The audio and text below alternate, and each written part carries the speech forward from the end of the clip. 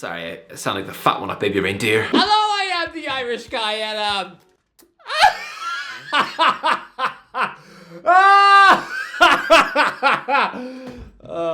Revealed. Gareth Southgate's players were shocked by his call to axe Jack Grealish from England's Euro 2024 squad, as one senior star confronted the boss to understand his decision.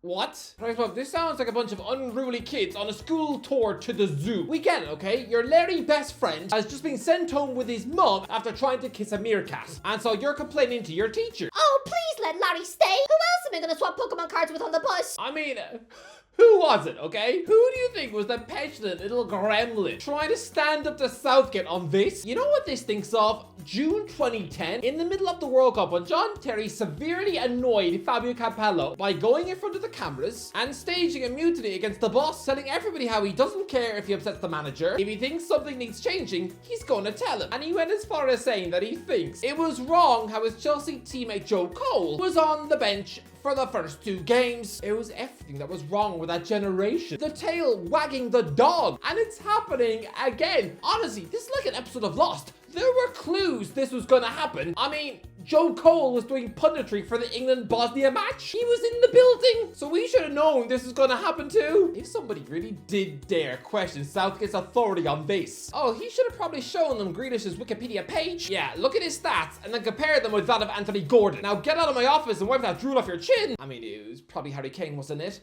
Actually, no, you know what?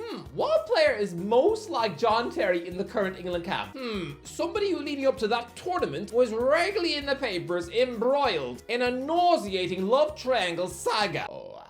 That doesn't sound like Kyle, does it? It was him, wasn't it? One of the worst husbands in the world sticking up for his club teammate. This is Terry and Cole all over again, reincarnated in 2024. And guess what? England were rubbish at that tournament. They say that Grealish was stunned and upset. Twitter itself is exploding. I haven't seen such an insane level of media revolt since Cheryl sent Gamu home from X Factor bootcamp in 2010. I mean, there were petitions and everything. I bet, okay, if I type Grealish and petition into Google now, we're gonna get one. Reinstate Jack Grealish in England Euro squad. Why do I get the feeling this thing was created by some 14-year-old girl who's devastated for her teenage crush? Who else is she gonna have to force herself to fancy in England squad now? She doesn't want to have to pretend to like Luke Shaw when he's still got last week's chocolate ice cream still stuck to his chin. But yeah, that X Factor prodigy Gamu, proclaimed to be the next Beyonce by 2010 Facebook, she grew up to work in Topshop. And Grealish, he's gonna have the same career legacy as Fabian Delph. Grealish is to England what Stephen Ireland was to us. A Man City midfielder who we gassed up. And now, he probably hasn't been asked for a selfie since 2016. Oh, but Grealish wins free kicks! He cost £100 million. Sorry, that's like being impressed by the next Spider-Man because he's able to make a cracking pasta for his mum. Yeah, I kind of expect him to do a bit more than that. The Telegraph claimed that shocked players visited Grealish's room after hearing that he would be going home, with some telling him he should have been in the squad. Look, I get that he's a dressing room prankster, and he is a lad Bible dream. But relax, lads. The bloke ain't dying. He hasn't just been eaten by an elephant on a safari gone wrong. He's just been left out of the England squad after another below-par season. Remember when people used to disrespect Raheem Sterling, overlooking his mega impressive goal stats in Etihad because... Oh, anyone could score tappings in that Man City team! Interesting. Sterling scored 131 goals for Man City from the wing. He even had a 31-goal season once. Grealish, 14. The most amount of Premier League goals he's ever scored in a single season for City is 5. And last season, 3 goals and 3 assists in all competitions. He has had 1 goal contribution for Manchester City in 2024. And even that, yeah, it was technically an assist against Real Madrid, sure. But I'm sorry, are you really taking the credit for playing a 5-yard pass to Josko Gvardiol 30 yards from goal? He did all the hard work for that goal, not Jack. My elderly neighbour could have managed that pass to Gvardiol too. And she looks like she's unable to chew Weetabix on her own. But lads, you know what the tragic part is? Grealish actually turned up to the England training camp in Darlington early, cutting his holiday short so he could be the first one there. I mean, I think over the last decade, Grealish has sort of confirmed that his holidays aren't normal sightseeing holidays with the fam. No, it's just annual punishment for his liver. He's someone who probably sneaks away from his mates to down a bottle of wine in the airport toilets. But especially after seeing James Maddison, who for years, the question has been Grealish or Maddison. When he saw James sent home early, he must have thought, I'm safe. Nah, nowadays, Southgate doesn't want either. I mean, now Maddison is at home furiously blocking Mopé on Twitter and begging Luke Littler for a hug. Look, I mean, he's a nice kid, okay? But I wouldn't want a hug off him. You'd get lost in his armpits. How? How does a £100 million footballer not even make his own nation's international squad? Who is he? Philip Coutinho? I'm gonna say this. Jack Grealish has been a Manchester City flop. I know that his medal collection makes him look like he was a roaring success. But, no, I'm gonna say this. Flash players like Grealish should never, ever agree to play for Pep Guardiola because now he's like a neutered dog. Yes, Grealish helped City win the treble, but Thierry Henry contributed to Barcelona winning the treble under Pep. He wasn't a flop with the new camp, but he was a disappointment. This was somebody who everybody calls the greatest Premier League footballer of all time. Someone who should have won a Ballon d'Or, and yet was at Barca. He scored less than 50 goals spread out over 3 seasons. There were no 20-goal seasons in La Liga, which is wild when you consider that a Manchester United flop like Diego Forlan used to do that for fun. Because lads, when Pep buys a skillful, saucy footballer, he strips them of their creative freedom and instructs them to do a very regimented job. Yes, Henry won the treble for Barca as a starter on the left wing, but he would have looked better at another club. If he had gone to Real Madrid in 2007, he would not have had the same levels of success on paper, but he would have scored way more goals. Their team would have been built around him, gobbling up goals off assists from Schneider, Guti, Robinho, Robin. That's I would hate to play under Guardiola, as I am somebody who simply does not pass the ball, much to the frustration of everyone who's ever played with me. So even being chucked into a tiki-taka training session where you're restricted to just 2-touch football, or even worse, when the coach then screams, just 1 touch? No!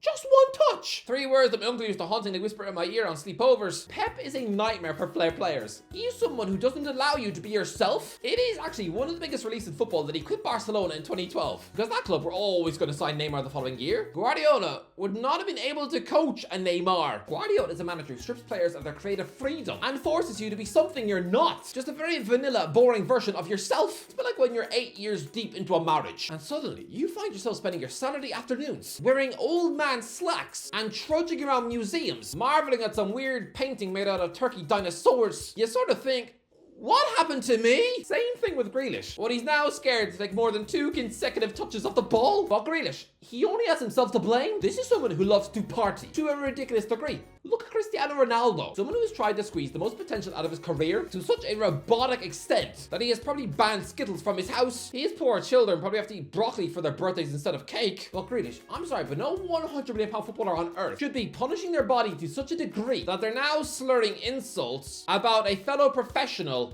on a trophy bus parade. Yeah, it was all cute and fun last year when Grealish was topless on a bus, typing "hang it in the Louvre." Yeah, it's a year later, and this time around, he's nearly falling off the bus, morphing into the world's most expensive Humpty Dumpty. It ain't cute anymore. I promise you, 10 years after he's retired, this guy, I mean, forget being this handsome Gucci model. Oh no, he's gonna look like Gollum 50 years after he found the ring. Or maybe he'll be so overweight, he'll barely be able to get around a soccer aid pitch, just now getting embarrassingly nutmegged by one of the lads off JLS. When I look at Grealish, I see the reincarnation of Mario Balotelli, another Man City player who's beloved by the world for his off-pitch personality. Not for anything he did on it. Don't forget, he had incredibly ordinary stats at Man City too. Just 20 Premier League goals, but everyone loved him because he was a hilarious party boy. Yeah.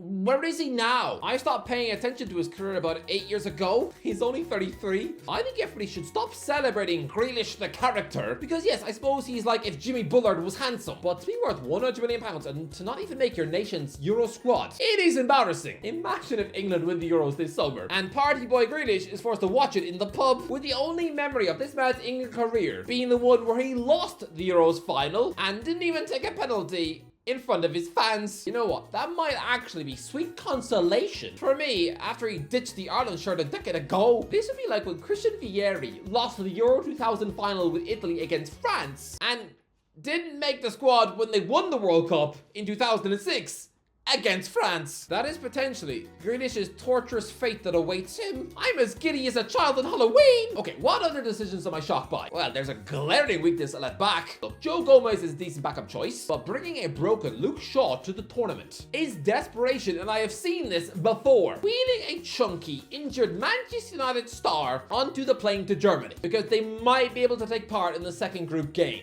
We've seen all this before.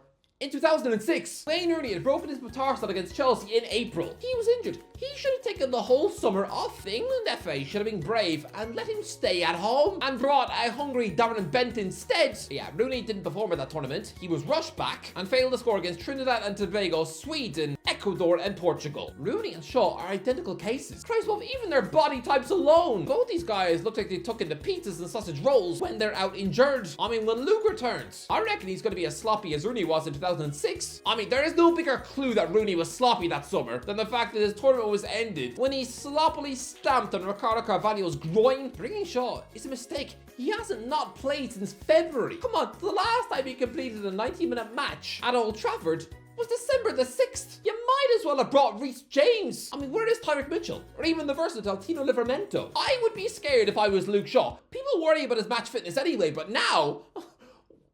What? Oh, Ben Chilwell sure got injured at the wrong time. But lads, Calvin Phillips should be ashamed of himself. When I look at the squad, the glaring player that sticks out to me is Adam Wharton.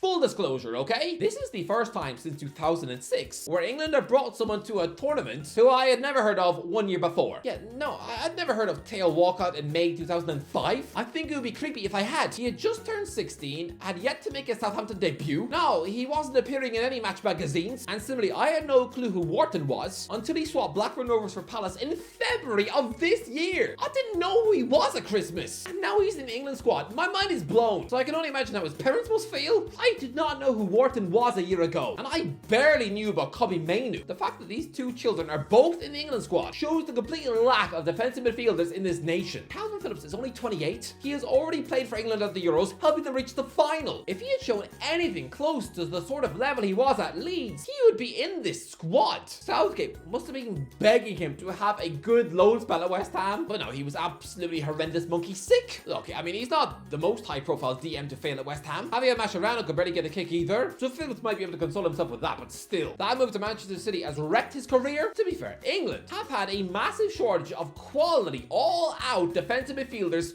for decades. England need to fix that. The underage coaches need to start molding the next Rodri. I know it's not cool. No child in the world wants to limit themselves by playing at the base of midfield when they're 7. They want to be Sakas, Sanchos, Fodens. It's not cool, no. It feels like the sort of safe position for those nerdy children who get sand kicked in their face at the beach. Wharton was definitely bullied at school, but England, they need to start taking that position seriously, because a Crystal Palace midfielder barely out of his teens, who has less than 20 Premier League appearances to his name, he should not be squeezing his way into the senior England Euro squad. Under 21s, sure, but not the seniors, no. If you don't think this is a real problem, then just do a search of English defensive midfielders, ranking them by their transfer market value. Okay, first one in the list is Rice, who is a number 8, then Phillips, and then, oh boy, James Garner, Jack Hinchelwood, Oliver Skipp, Harry Winks, Flynn Downs, Tyler Morton, Hayden Hackney, Ben Sheaf, Matt Grimes. It reads like a Dr. Seuss book. They sound like they live in Whoville with the Grinch. Trying to find a Euro 2024 worthy English defensive midfielder. It feels like I've opened a Where's Wally book, and there's no Harry Maguire in the squad. And it's funny, because he actually does feel like a loss, right? An absolutely hilarious clown kick at Manchester United for the last 5 years, but he's always been a reliable England defender, so he is a miss. But I just think Lewis Dunk is so lucky. Where is Eric Dyer? Someone who is starting week in, week out for actual Bayern Munich. Someone who could play centre back, defensive midfield, right back, left back. He's got nearly 40 Champions League games under his belt. Dunk has only ever watched that on TV. I agree with the brave Ebereki Eze call, bringing him over both Maddison and Grealish. He's been in lightning hot form, and to be fair, when he picked up that major 6-month huge injury May 2021, I thought he was done. If you had told me that summer that this forgotten crumpet in the Palace treatment room would one day relegate the most expensive British footballer to couch duty for the next Euros, I would have never believed you, so fair play Eze. But that's it, no other major changes. I always knew that Southgate would be bringing both Tony and Watkins. It was never going to be one or the other, obviously. If I were English and if I were being picky, I'd be bringing Jadon Sancho over Jared Bowen. I mean, Bowen was unreal before Christmas, but hat-trick against Brentford aside, he sort of tailed off with West Ham's rotten on-the-beach form in the second half of the season, while Sancho nearly won the Champions League, so